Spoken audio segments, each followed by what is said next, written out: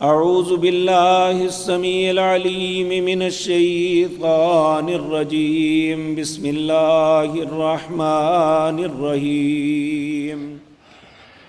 إن الحمد لله نحمده ونصلي على رسوله الكريم. أما بعد، أعوذ بالله السميع العليم من الشيطان الرجيم. بسم الله الرحمن الرحيم. الرحمن علم القرآن خلق الإنسان علمه البيان. حضرات محترم، اللہ کی توفیق سے سورۃ الرحمن شروع کرتے ہیں. یہ اللہ مالک نے نبی کریم صلی اللہ علیہ وسلم پر مدینہ منورہ میں نازل فرمائی. اس کی 78 آیات ہیں اور 3 رکوع ہیں. اس کے متعلق ایک معروف بات ہے جو نبی کریم صلی اللہ علیہ وسلم کی طرف منسوب کی جاتی ہے کہ آپ نے فرمایا کہ ہر چیز کی ایک دلہن ہے اور قرآن کی دلہن سورۃ الرحمن ہے. لیکن اس روایت کو امام البانی رحمۃ اللہ علیہ ضعیف قرار دیتے ہیں. لیکن اس کے باوجود یہ ایک حقیقت ہے کہ جو ترتیب، جو قافیہ ردیف، جو آیات کی سلیکشن اس صورت کے اندر خوبصورت انداز میں ہے وہ اسی کا حصہ ہے. ویسے تو قرآن عزیز کا ایک ایک لفظ، ایک ایک صورت، ایک ایک پارہ اتنا خوبصورت ہے کہ دنیا میں اس کی مثال نہیں ہے. اللہ رب العزت نے کئی مقام پہ یہ بات ارشاد فرمائی، وَإِن كُنتُمْ فِي رَيْبٍ مِّمَّا نَزَّلْنَا عَلَىٰ عَبْدِنَا فَأْتُوا بِسُورَةٍ مِّن مِّثْلِهِ وَادْعُوا شُهَدَاءَكُم مِّن دُونِ اللَّهِ إِن كُنتُمْ صَادِقِينَ. اگر تمہیں میری اس کلام میں شک ہے کہ یہ اللہ کی کلام نہیں ہے تو پھر سب کے سب مل جاؤ، ایک صورت لا کے دکھا دو. فَإِن لَّمْ تَفْعَلُوا وَلَن تَفْعَلُوا. نہیں کر سکو گے ایسا، ہرگز ایسا نہیں ہو سکے گا. یعنی یہ ممکن ہی نہیں دنیا کا کوئی بھی شخص اس کا مقابلہ کر سکے اور مقابلے میں کوئی چیز لا سکے. نبی کریم صلی اللہ علیہ وسلم کے زمانے میں ایک شخص تھا مسلمہ. آج جہاں ریاض ہے اس کے قریب ایک جگہ ہے یمامہ. یمامہ کے بہت بڑے قبیلے کا سردار تھا اور یہ اس وقت کی جو تعلیم تھی، پڑھا پڑھا لکھا آدمی تھا اور اتنا فصیح اللسان ہے، کہتے ہیں کہ گھنٹوں گفتگو کرتا، 6 8 گھنٹے باتیں کرتا، لوگوں کے سامنے اسپیچ کرتا. ایک مرتبہ جو لفظ زبان سے نکل جاتا دوبارہ نہیں لاتا تھا. اس کے دماغ میں یہ فطور آ گیا، اگر مکے کے اندر جن کے متعلق عمومی طور پہ یہ بات کہی جاتی ہے کہ وہ ایک ان پڑھ تھے، اگر وہ اپنی باتوں کی وجہ سے اتنے لوگوں کو ملا سکتے ہیں تو میں کیوں نہیں.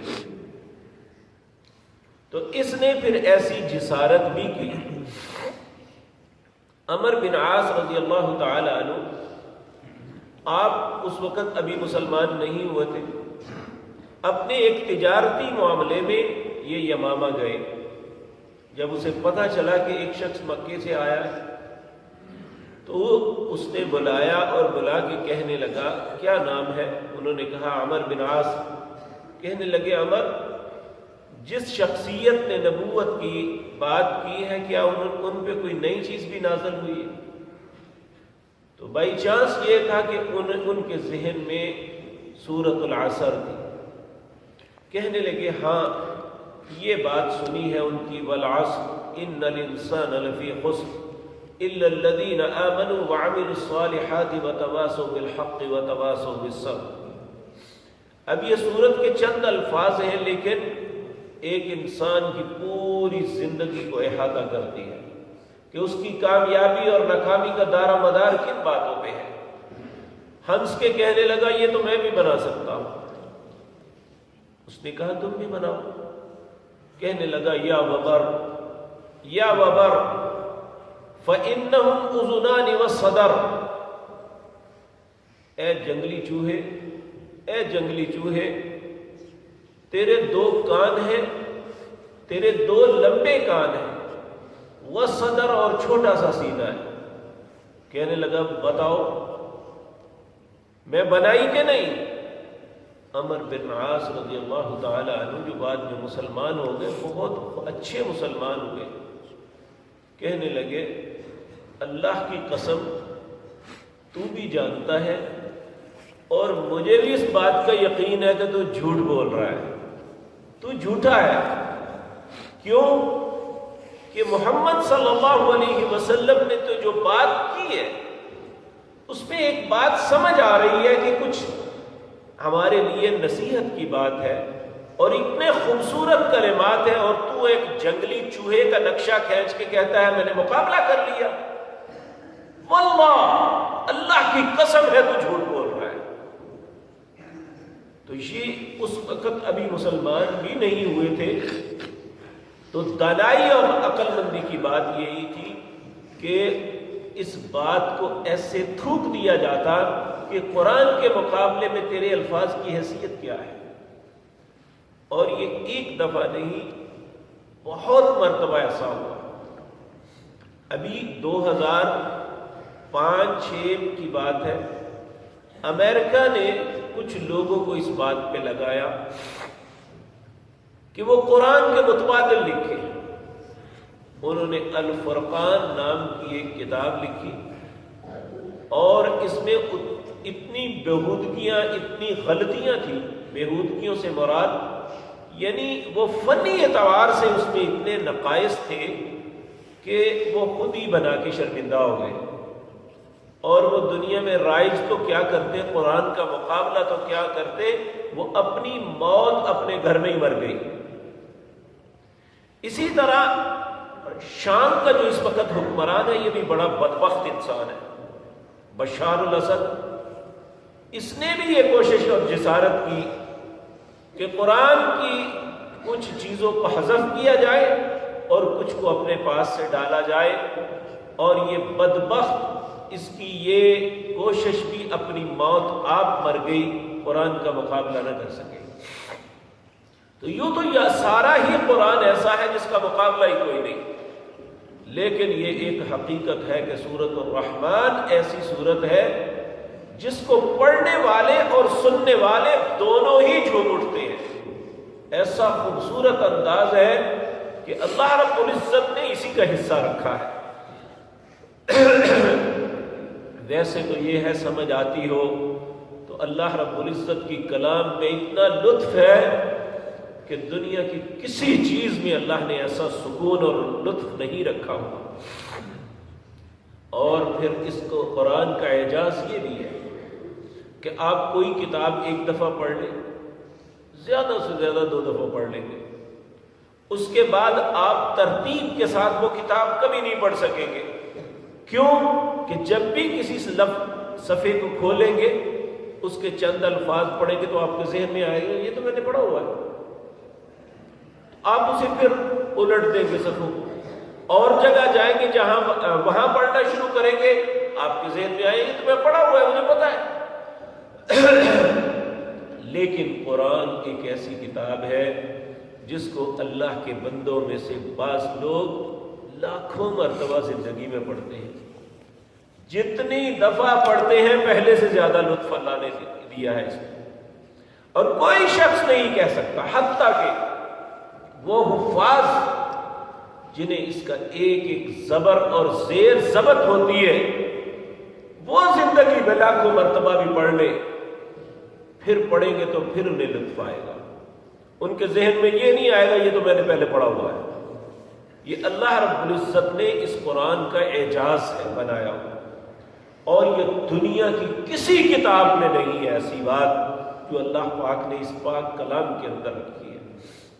بلکہ آپ حیران ہوں گے، ہم ایسے طالب علم جب بھی قرآن کو کسی کام کے لیے کھولتے ہیں، اپنے ہی فائدے کے لیے کہ کل لوگوں کو سبق اپنا سنانا ہے، تو جب بھی حالانکہ پہلے بھی وہ چیزیں پڑھی ہوتی ہیں، لیکن جب بھی کوئی آیت، کوئی صفحہ، کوئی سورت کھولی جاتی ہے تو اس میں ایک نیا سبق ملتا ہے، ایک نئی بات اللہ عطا کرتی ہے۔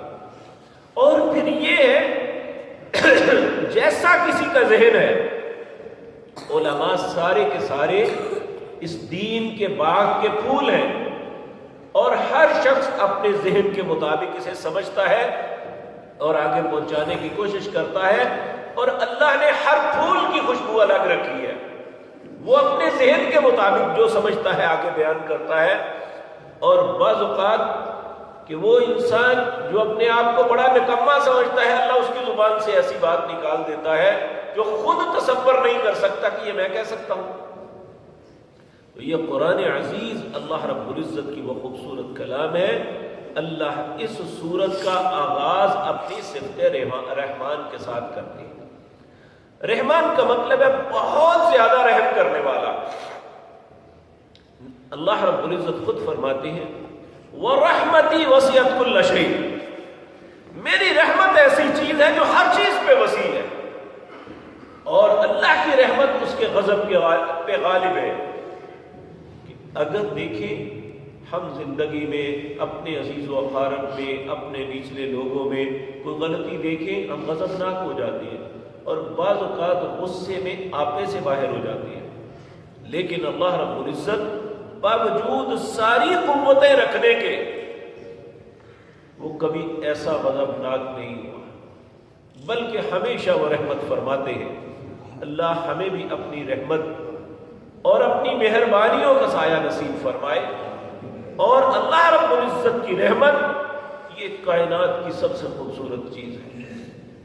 اللہ نے اپنی رحمت کے 100 حصے بنائے، اور صرف ایک اپنی رحمت کا حصہ دنیا کے لوگوں میں تقسیم کیا ہے کہ دنیا کے جتنے درندے، چرندے، پرندے، سارے کے سارے جو اپنی اولادوں کے ساتھ، اپنے دوسرے کے ساتھ محبت کرتے ہیں، وہ صرف اللہ کی رحمت کی تقسیم ہے۔ تو 99 حصے اللہ کی ذات کے پاس ہے۔